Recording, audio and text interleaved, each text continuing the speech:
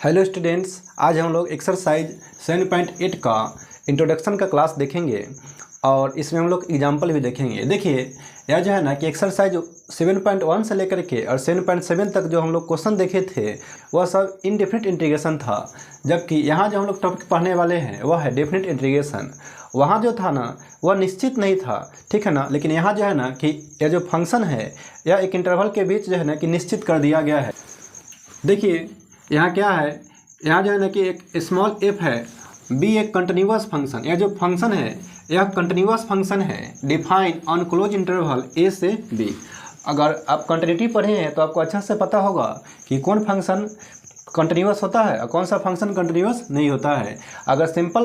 अगर एक लाइन में कहना हो तो ऐसा फंक्शन जिसका ग्राफ जो है ना कि टूटा नहीं हो तो उसको हम लोग कंटिन्यूअस फंक्शन कहते हैं। यहाँ जो फंक्शन f है वह इंटरवल क्लोज इंटरवल a से b की बात कर रहा है, यानी a से b में यह जो फंक्शन दिया हुआ है इसका ग्राफ टूटा हुआ नहीं होना चाहिए। दूसरा क्या है ना कि f कैपिटल F है। देखिए यह स्मॉल था जबकि यह कैपिटल है। f भी an anti derivative of small f है। देखिए जब स्मॉल f को हम लोग इंटीग्रेट करेंगे, एंटी डेरिवेटिव को हम लोग मान लिए हैं क्या कैपिटल F, तो हमको क्या करना है ना कि इसका डेफिनेट इंटीग्रेशन कैसे निकालेंगे a से b, और यह जो स्मॉल f है इसमें फंक्शन x कर दिया गया है, यानी फंक्शन जो है ना कि x में है और x के रेस्पेक्ट में ही हमको इंटीग्रेट करना है। तो हम लोग जानते हैं कि स्मॉल f को जब हम लोग इंटीग्रेट करते हैं तो होता है कैपिटल F। तो यहाँ चूँकि फंक्शन x में है तो इसलिए स्मॉल f की जगह पर हो गया है कैपिटल Fx, और यह जो a से b दिखाई दे रहा है उसको हम लोग लिमिट लगा दिए हैं। यह जो लिमिट है, यह जो a दिखाई दे रहा है इसको हम लोग लोअर लिमिट बोलते हैं, लोअर लिमिट। और यह जो b है इसको हम लोग अपर लिमिट बोलते हैं, अपर लिमिट, है ना। तो यहाँ जो है ना कि हम लोग पहले लोअर लिमिट लगाते हैं और फिर यहाँ ऊपर अपर लिमिट लगाते हैं, है ना। इसको हम लोग a से b बोलेंगे, ना कि b से बोलेंगे तो गलत हो जाएगा। हम लोग a से b बोलेंगे। तो हम लोग क्या करते हैं ना कि x में पहले हम लोग अपर लिमिट पुट करते हैं। जहाँ भी फंक्शन में x हो वह सभी जगह पर हम लोग अपर लिमिट पुट करते हैं। जहाँ अपर लिमिट b है तो b को पुट किए हैं और बीच में साइन होता है माइनस का, और फिर हम लोग लोअर लिमिट को पुट करते हैं, यानी x के जगह पर a पुट करेंगे तो f a हो गया, ठीक है ना। देखिए इसमें क्या हुआ है ना कि स्मॉल fx है, इसको इंटीग्रेट किए हैं तो कैपिटल Fx आ गया है, और लिमिट a से भी लगा दिए हैं, अपर लिमिट और माइनस लोअर लिमिट पुट किए हैं। लेकिन आप कोई दिमाग में आ रहा होगा कि पहले हम लोग इंटीग्रेट करते थे तो प्लस में c जोड़ते थे, लेकिन यहाँ तो c आया ही नहीं। तो आप अगर c जोड़ते भी है फिर भी जो है ना कि जब लिमिट लगाइएगा तो c प्लस में भी आएगा और माइनस में कट जाएगा, जैसे हम लोग अभी बताते हैं। देखिए लेट हम लोग तो जानते हैं, अभी हम देखें हैं कि अगर स्मॉल fx है इसको इंटीग्रेट किए तो मान लेते हैं कि कैपिटल Fx आ गया और प्लस में हम लोग c भी कर दिए। अगर हम इसमें लिमिट लगाते हैं, लिमिट वही लेंगे इंटरवल a से b fx और फिर हो जाएगा dx। तो हम लोग जानते हैं कि स्मॉल fx को इंटीग्रेट करते हैं तो कैपिटल Fx होता है प्लस में से, इसी को लिखते हैं, यानी यहाँ पे हो जाएगा fx और प्लस में हो जाएगा c, और लिमिट जो है ना कि a से b हो जाएगा, ठीक है ना। तो पहले हम लोग अपर लिमिट को पुट करेंगे और फिर होता है माइनस, फिर हम लोग लोअर लिमिट को पुट करते हैं। देखिए x के जगह ही हम लोग अपर लिमिट को पुट करेंगे, तो x के जगह पर अगर अपर लिमिट पुट करेंगे तो यहाँ पे हो जाएगा fb और प्लस में हो जाएगा c। चूँकि यहाँ x है नहीं इसमें c है तो c ही रहेगा। अब माइनस का साइन होगा और फिर हम लोग लोअर लिमिट को पुट करेंगे, यानी x के जगह पर a को रखेंगे तो यहाँ पे हो जाएगा f a और प्लस में हो जाएगा c। आप देख सकते हैं f b प्लस c तो रहेगा ही, माइनस से जब मल्टीप्लाई करेंगे तो माइनस में हो जाएगा f a और माइनस हो जाएगा c। तो c प्लस में है और c माइनस में है, कैंसिल हो जाएगा। तो यहाँ पे हो जाएगा f b और माइनस में हो जाएगा f a से b fx dx को जब हम लोग इंटीग्रेट किए हैं तो हम लोग F B minus F A हम लोग आया है, जो कि हम लोग पहले भी देख चुके हैं, ठीक है ना। तो यहाँ से हमको एक डाउट क्लियर हो गया कि अगर इंडेफिनिट में क्या करते थे कि सी जोड़ते थे, लेकिन अगर डेफिनिट में सी जोड़ भी दे फिर भी कोई चेंजिंग आने वाला नहीं है। तो हम लोग डेफिनिट जब इंटीग्रेट करेंगे तो सी लिखेंगे नहीं, ठीक हम लोग क्या करेंगे ना कि इंटीग्रेट करेंगे और लिमिट को पुट करेंगे। इंटीग्रेट हम लोग ऐसे ही करेंगे जैसे हम लोग पहले करते थे एक्सरसाइज 7.1 से 7.7 तक, जैसे हम लोग इंटीग्रेट किए थे, जिसमें हम लोग रूल देखे थे, method of transformation, method of substitution, method of by part, method of rational elimination function और मेथड ऑफ पार्शियल फ्रैक्शन, जो भी देखे थे उसी तरीका से हम लोग जो भी मेथड पढ़े हैं उसी तरीका से हमको इंटीग्रेट करना है। बस इसमें एक एक्स्ट्रा काम करना है कि लिमिट को पुट कर देना है, पहले अपर लिमिट माइनस, फिर हम लोग पुट करेंगे लोअर लिमिट। इसके अलावा कुछ भी विशेष करने की ज़रूरत नहीं है। हाँ, एक चीज़ हमको देखना है, जो मेथड ऑफ अगर सब्स्टिट्यूशन आ गया तो उसमें लिमिट को चेंज भी करना पड़ता है, तो वह बात हम लोग देखेंगे, लेकिन वह हमको एक्सरसाइज 7.9 में पढ़ना है, ठीक है ना। तो अभी हम लोग इतना ही पे काम करेंगे कि पहले हम लोग इंटीग्रेट करेंगे और फिर हम लोग लिमिट को पुट करेंगे, और जो सॉल्व करेंगे जो आंसर आएगा वह हमारा डेफिनेट इंटीग्रेशन निकल जाएगा, ठीक है ना। तो कुछ हम लोग एग्जाम्पल देखते हैं। देखिए, यही है आपका एक्सरसाइज 7.8 का एग्जाम्पल 25 का 1 नंबर है। देखिए, इसमें एक फंक्शन दिया हुआ है और इसका लिमिट जो है ना कि 2 से 3 दिया हुआ है, और इसको हमको इवेल्युएट करके और वैल्यू निकालना है, ठीक है ना। सबसे पहले जैसे हम लोग इंटीग्रेट करते हैं उसी तरीका से इंटीग्रेट करेंगे, यानी यहाँ जो x का स्क्वायर है तो यहाँ पे हम लोग पावर में 1 जोड़ेंगे। हम लोग जानते हैं कि 2 में 1 जोड़ते हैं x का पावर n वाला फॉर्मूला लगेगा, तो यहाँ पे हो जाएगा 3, अब बाई में हो जाएगा 3, जैसा कि हम लोग पहले भी करते थे। लिमिट जो है उसको हम लोग लिखेंगे, लोअर लिमिट को लोअर में लिखेंगे, अपर लिमिट को अपर में, ठीक है ना। अब यहाँ से हम लोग कांस्टेंट को बाहर निकाल सकते हैं। यहाँ जो बाई में 3 कांस्टेंट दिखाई दे रहा है इसको हम लोग बाहर निकाल सकते हैं, ठीक है ना। तो 1/3 बाहर निकल जाएगा, तो यहाँ पे हो जाएगा x³ और लिमिट हो जाएगा 2 से 3। अब हम लोग क्या करेंगे ना, पहले अपर लिमिट को पुट करेंगे माइनस, अब लोअर लिमिट को पुट करेंगे। तो अपर लिमिट 3 है तो 3 को पुट करेंगे तो 3 का क्यूब, माइनस 2 है तो 2 का क्यूब हो जाएगा, 1/3। 3 का क्यूब है तो यह जो है ना कि 27 हो जाएगा, अब माइनस 2 का क्यूब 8 हो जाएगा, 1/3। अब देखिए 27 में से 8 जब माइनस करेंगे तो यहाँ पे हो जाएगा 19, और 19 में मल्टीप्लाई करेंगे 1 से तो हो जाएगा 19/3। तो यही आपका आंसर हो जाएगा, ठीक है ना। तो आप देख सकते हैं कि इससे जो पहले हम लोग इंडेफिनिट को भी सॉल्व किए थे और डेफिनिट को भी सॉल्व किए हैं, दोनों में कोई अंतर नहीं है। पहले भी x² का x³ 3 होता था और यहाँ भी x² का x³ 3 है। बस पहले हम लोग इतना ही पर छोड़ देते थे, यही आंसर हो जाता था। लेकिन अब जो है ना कि लिमिट को यहाँ लगाना पड़ेगा, यानी लिमिट जो रहेगा जो भी हो, यहाँ 2 से 3 है तो 2 से 3 है, 1 से 5 रहे तो 1 से 5, जो भी रहे हम लोग लिखेंगे और अपर लिमिट और माइनस लोअर लिमिट पुट करेंगे, तब जगह के वैल्यू निकालेंगे, तो यह डेफिनेट इंटीग्रेशन में आ जाएगा, ठीक है ना। तो देखते हैं और भी एग्जाम्पल है 25 का। देखिए 25 का जो सेकेंड एग्जाम्पल है, और इसमें जो लिमिट दिया हुआ है यह 4 से 9 है। एक फंक्शन दिया हुआ है जिसको हमको इंटीग्रेट करना है और वैल्यू निकालना है, ठीक है ना। यहाँ सबसे पहले देखिए कि यह जो फंक्शन दिखाई दे रहा है इसको हमको सब्स्टिट्यूट करना पड़ेगा, क्योंकि हमको पता है कि यह जो है कि डिवाइड में जो है इसको अगर डिफ्रेंशिएट करेंगे तो यह √x आ जाएगा, क्योंकि 30 है, 30 का हो जाएगा 0, और यह जो x का पावर 3/2 है तो इसको जब डिफ्रेंशिएट करेंगे तो यह √x आ जाएगा। कॉन्स्टेंट को तो हम लोग भेज ही देंगे LHS में।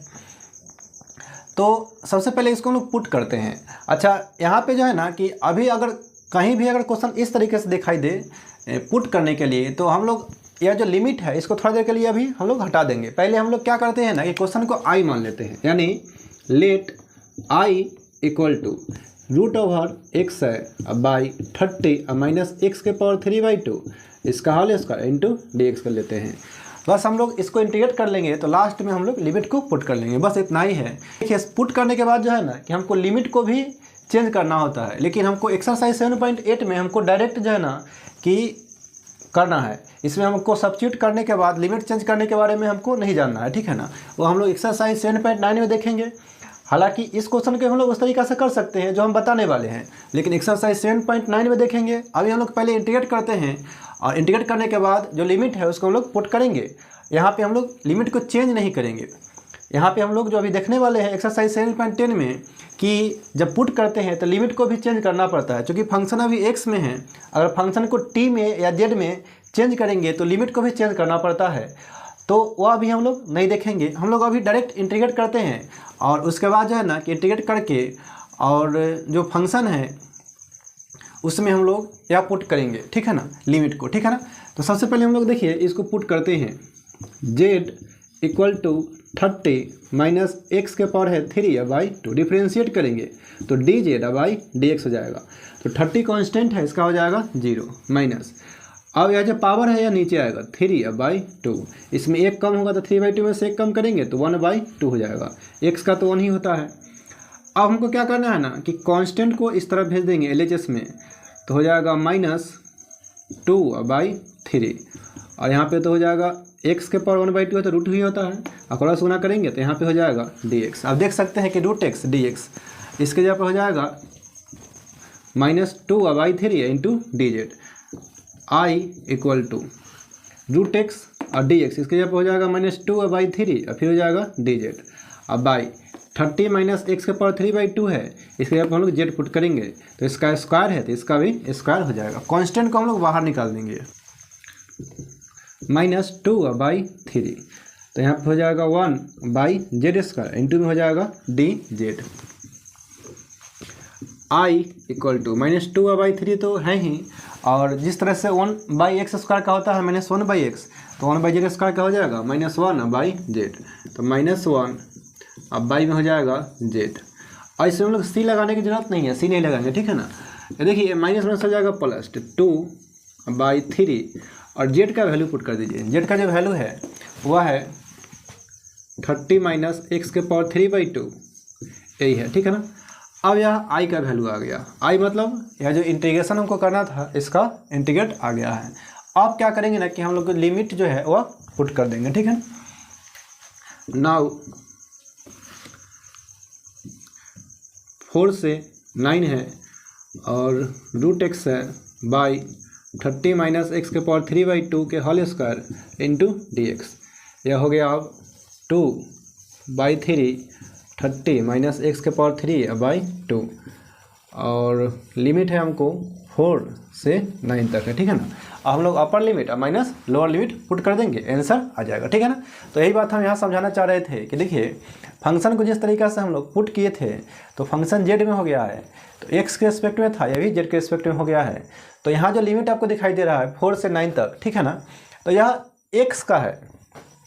यह जो है कि हम लोग अब देखिए यहाँ जो फंक्शन है वह x में है, तो हम लोग upper limit minus lower limit put करेंगे तो किसके जगह पुट करेंगे, x के जगह पर। लेकिन अभी जो है ना कि इसको इंटीग्रेट किए हैं तो यह फंक्शन अभी z में हो गया है, तो क्या इसमें अभी लिमिट पुट कर सकते हैं? नहीं कर सकते हैं। क्यों नहीं कर सकते हैं? क्योंकि यह जो लिमिट है वह x का लिमिट है और फंक्शन चेंज हो गया है z में। अब z के जगह पर हम लोग x का वैल्यू रख दिए हैं। अब हमको क्या कर सकते हैं ना कि यहाँ इसी को यहाँ लिखे हैं, तो अब हम लोग अपर लिमिट और माइनस लोअर लिमिट पुट कर सकते हैं, क्योंकि अब फंक्शन भी x में है और लिमिट भी दिया हुआ था वह x का ही लिमिट दिया हुआ था, ठीक है ना, x का जगह ही पुट करना था। एक और हम लोग तरीका देखने वाले हैं जो कि अगले एक्सरसाइज में देखने वाले हैं। तो उसमें क्या होता है ना कि अगर फंक्शन को z में किए हैं तो आप लिमिट को भी z में चेंज कर सकते हैं। यानी ये जो 4 से 9 है उसको हम लोग क्या कर सकते हैं, उसको हम लोग z में जो वैल्यू आएगा चेंज करेंगे, जो वैल्यू आएगा वही यहाँ पे लिखेंगे और उसके बाद जो है ना कि हम लोग इंटीग्रेट करते हैं, ठीक है ना। तो वह देखेंगे, लेकिन फिलहाल अभी हम लोग ऐसे ही काम करेंगे, ठीक है ना। अब देखिए अपर लिमिट और माइनस लोअर लिमिट को पुट करेंगे तो 2/3 कांस्टेंट को बाहर निकाल दिए। अपर लिमिट को x के जगह पर रखेंगे तो यहाँ हो जाएगा 1/30 माइनस x के जगह पर जब 9 रखेंगे तो 9 और इसका पावर हो जाएगा 3/2 माइनस, अब चूँकि कांस्टेंट तो बाहर है, अब 4 को रखिए तो 1/30 माइनस x के ऊपर 4 रखेंगे और पावर में हो जाएगा 3/2, तो 2/3 तो है ही, 1/30 माइनस। अब इसका काम करना, देखिए सबसे पहले बाई वाला काम होता है। बाई मतलब 1/2 का काम करेंगे। 1/2 मतलब रूट होता है और 9 का रूट होता है 3 और फिर 3 का पावर 3 है तो 27 हो जाएगा। हम आपको करके बताते हैं। देखिए 9 है और पावर में है 3/2, तो हम लोग 9 इसका पावर 1/2 इसका पावर 3 लिख सकते हैं। हमको पता है कि 1/2 मतलब रूट होता है, तो 9 का जो रूट होगा वह 3 हो जाएगा और इसका फिर पावर 3 है तो यह हो जाएगा 27, ठीक है ना।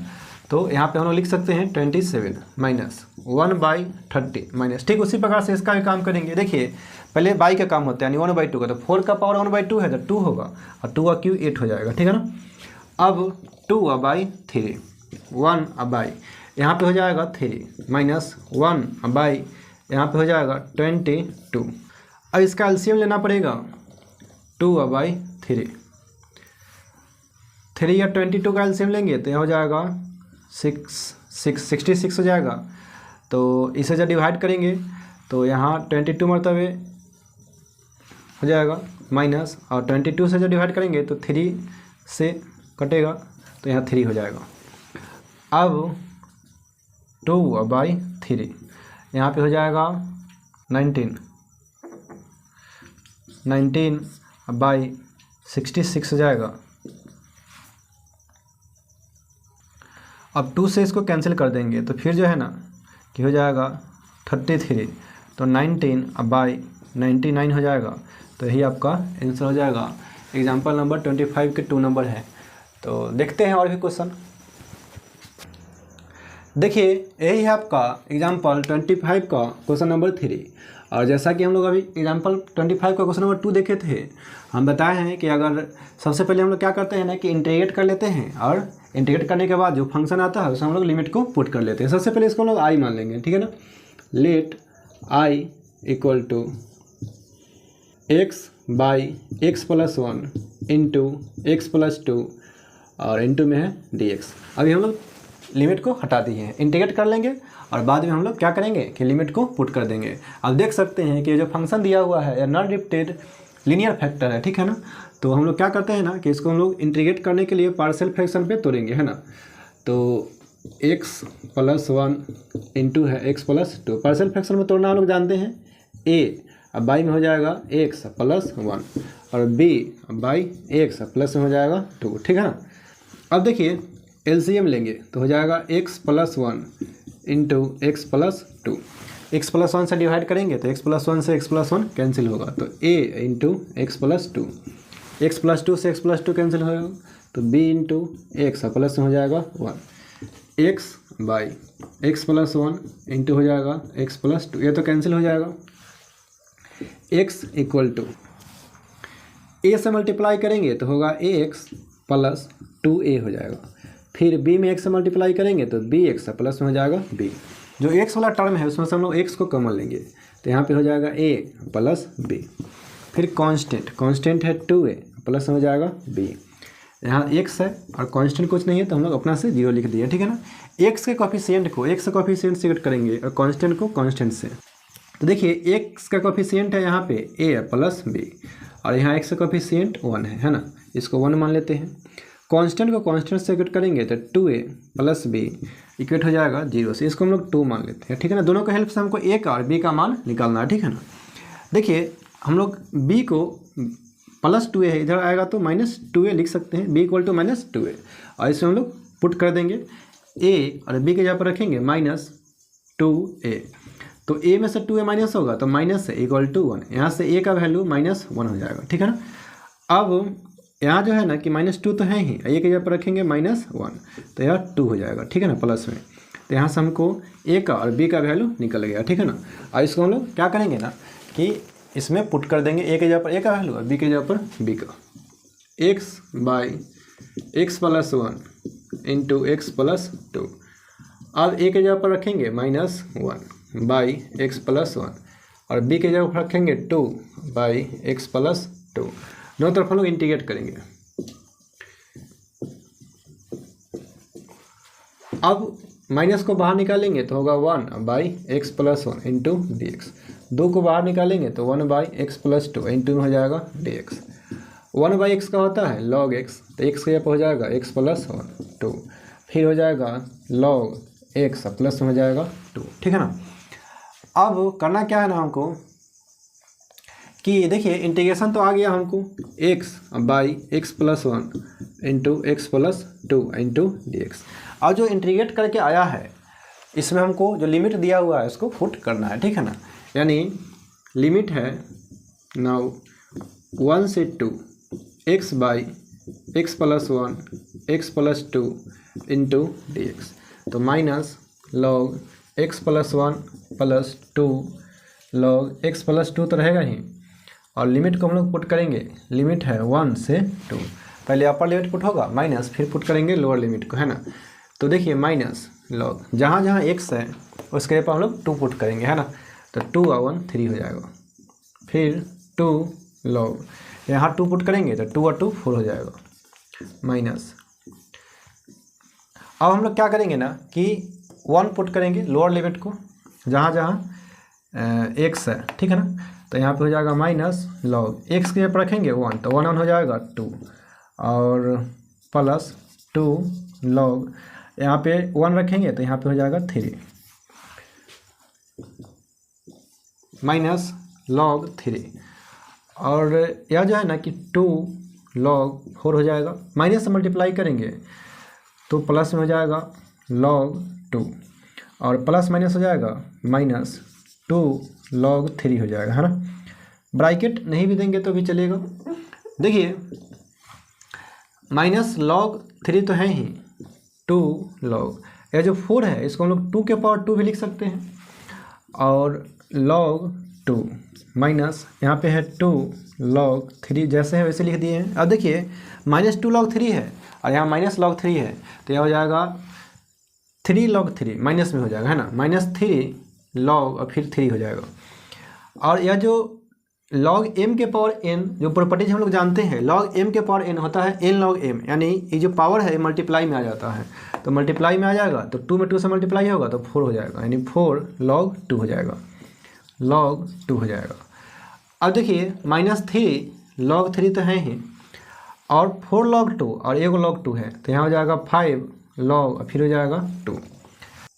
ये जो गुना में 3 है इसको हम लोग पावर में भी ला सकते हैं, यानी माइनस log 3 के पावर में हो जाएगा 3 log 2, इसका पावर में हो जाएगा 5, है ना।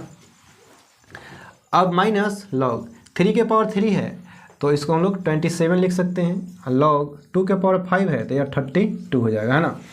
अब इसको पढ़ेंगे m और इसको पढ़ेंगे n, तो log m minus log n, यह होता है log m बाई n, यानी log 32 बाई 27, तो यही आपका आंसर हो जाएगा एग्जाम्पल 3 का। देखते हैं हम लोग नेक्स्ट क्वेश्चन। देखिए यही है आपका एग्जाम्पल 25 का क्वेश्चन नंबर 4, और इसमें जो लिमिट दिया हुआ है यह 0 से π/4 है, और एक फंक्शन दिया हुआ है, हमको डिफरेंट इंटीग्रेशन से इसका हल करना है, ठीक है ना। देखिए यह जो फंक्शन है यह हम पहले भी देख चुके हैं इंडिफिनिट में, वैसे ही हम लोग इंटीग्रेट करेंगे, बस हम लोग लास्ट में क्या करेंगे कि लिमिट को पुट कर देंगे। सबसे पहले इसको हम लोग आई मान लेते हैं, लेट आई इक्वल टू, यहाँ हो जाएगा साइन क्यू 2t और cos 2t है और dt है। यह जो है ना कि जो फॉर्मेट है यह हम पढ़े हुए हैं इंडिफिनिट में, साइन के पावर m और cos के पावर n के फॉर्म पे क्वेश्चन है, ठीक है ना। तो सबसे पहले जो है ना कि हम लोग साइन का पावर देखते हैं, साइन का पावर अगर ऑड है तो cos पुट करते हैं, अगर cos के पावर ऑड है तो साइन पुट करते हैं। लेकिन आप देखिए साइन का ही पावर ऑड है और यहाँ पर जो है ना कि cos के ही पावर ऑड है, तो हम लोग कुछ भी पुट कर सकते हैं, इसमें साइन ही पुट कर सकते हैं या cos भी पुट कर सकते हैं, तो अभी हम लोग साइन ही पुट कर देते हैं ना। पुट करेंगे z इक्वल टू साइन और 2t तो है ही, 2t पुट हो जाएगा। और इसको डिफ्रेंशिएट करेंगे dz बाई dt, तो साइन का हो जाएगा cos 2t और फिर 2t का डिफ्रेंशिएशन हो जाएगा 2, है ना। क्योंकि हमको चाहिए cos 2t और dt, तो ये 2 को जो है ना कि हम लोग मल्टीप्लाई में है इस तरफ आ जाएगा तो डिवाइड हो जाएगा, और dt को यहाँ ले आते हैं, यानी dz बाई 2 हो जाएगा। यहाँ पे हो जाएगा cos 2t और क्रॉस गुना करेंगे तो dt हो जाएगा, ठीक है ना। अब हम लोग क्वेश्चन पे आते हैं। देखिए साइन के जब हम लोग को z पुट करना है तो साइन का q है तो z का भी q हो जाएगा, और cos 2t और dt इसके जब हो जाएगा dz बाई 2। अब 1/2 को बाहर निकाल देंगे तो z का q इंटू हो जाएगा dz। अब इसको हम लोग इंटीग्रेट करेंगे, z के पावर 3 है, इंटीग्रेट करेंगे तो z के पावर 4 बाई 4 हो जाएगा, ठीक है ना। अब आपको क्या करना है कि z के जगह पर साइन 2t है तो उसको लिख देंगे, ठीक है ना। यानी यहाँ पे हो जाएगा 1 बाई, यहाँ तो 8 हो जाएगा, और साइन और पावर में हो जाएगा 4 2t। यह जो है ना कि आई यानी यह जो फंक्शन दिया हुआ था उसका हमको इंटीग्रेशन निकल चुका है, ठीक है ना। आई से हमको बस लिमिट को पुट करना है। नाउ फंक्शन है 0 से, लिमिट है 0 से π/4 sign Q 2t cos 2t और फिर है dt, ठीक है ना। और इसको इंटीग्रेट करके लाए हैं हम लोग 1/8 साइन के पावर 4 2t है, और लिमिट पुट करना है। कांस्टेंट को हम लोग बाहर भी निकाल सकते हैं 1/8 को, तो लिमिट लग जाएगा 0 से π/4। पहले हम लोग अपर लिमिट पुट करेंगे फिर हम लोग लोअर लिमिट पुट करेंगे, तो 1/8 जहाँ जहाँ t है उसके जगह पर पहले π/4 पुट करेंगे माइनस तब 0 पुट करेंगे, तो यहाँ हो जाएगा साइन, देखिए 2 तो है ही, और t के जगह पर हम लोग पुट करेंगे π/4, यहाँ तो पावर में 4 है ही, माइनस। अब जो है ना कि साइन पावर में है 4 और यहाँ t के जगह पर 0 पुट करेंगे तो 0 में 2 से मल्टीप्लाई होगा तो 0 हो जाएगा, और यह भी कैंसिल होगा π/2 हो जाएगा, तो 1/8। तो साइन पाई बाई 2 है और इसका वैल्यू 1 होता है, यानी 1 के पावर 4 माइनस साइन 0 का वैल्यू 0 होता है तो 0 के पावर 4 हो जाएगा। 1 के पावर 4 1 होता है, यानी 1/8, यही आपका आंसर हो जाएगा। तो आपको प्रोसेस समझ में आ रहा होगा। देखिए, अगर छोटा फंक्शन है जिसको डायरेक्ट इंटीग्रेशन हो जाता है, इंटीग्रेट करेंगे और लिमिट पुट कर देंगे। अगर जो है ना कि फंक्शन थोड़ा ज़्यादा बड़ा है जिसमें आपको सब्स्टिट्यूट करना है, पुट करना है, ठीक है ना, तो सबसे पहले हम लोग इंटीग्रेशन को जो दिया हुआ है फंक्शन है उसको आई मान लेंगे और इसके बाद पुट करके और इंटीग्रेट कर लेंगे, और जो फंक्शन आएगा तो हम लोग क्या करेंगे ना, लास्ट में जो लिमिट दिया हुआ है उसको पुट करके और आंसर निकाल लेंगे। तो इस तरीक़ा से हम लोग करेंगे, ठीक है ना। एक और हम लोग प्रोसेस की बात कर रहे हैं अभी कि अगर फंक्शन को पुट करके जेड में करते हैं तो लिमिट को भी आप जेड में चेंज कर सकते हैं, तो वह हम लोग एक्सरसाइज 7.9 में देखेंगे, ठीक है ना। अभी हम लोग ऐसे ही इंटीग्रेट करेंगे और लास्ट में जो फंक्शन आएगा इंटीग्रेट करके उसमें हम लोग लिमिट को पुट करके तब सोल्व करेंगे, ठीक है ना। तो आज के वीडियो को हम यहीं पर समाप्त करते हैं। अगर वीडियो अच्छा लगे तो लाइक, सब्सक्राइब और शेयर जरूर कीजिएगा। Thank you.